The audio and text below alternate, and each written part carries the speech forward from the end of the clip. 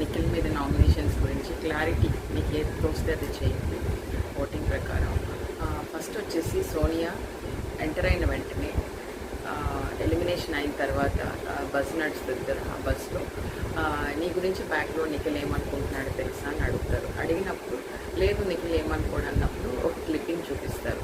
ఆ క్లిప్పింగ్ ఆమె హర్ట్ అయింది. ఆ హర్ట్ అయింది రివెంజ్ ఎలా తీర్చుకోవాలంటే నిన్న నామినేషన్ వేసింది. అదేవిధంగా సీత ఎలిమినేట్ అయినప్పుడు నాగార్జున ఒక మాట అడుగుతారు, నిఖిల్ గురించి నీ ఫీలింగ్ ఏంటి అంటే ప్యూర్లీ హస్బెండ్ మెటీరియల్ అన్నది.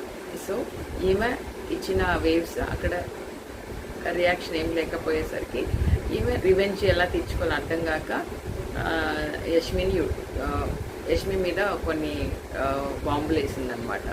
సో యష్మి ఏంటంటే ఒకే మాట లేదు, నన్ను ఫ్రెండ్గా కూడా ట్రీట్ చేయట్లేదు అని. సో ఇవన్నీ బట్టి మీరు అర్థం చేసుకోండి ఎవరు రాంగ్ ఎవరు రైట్ అని.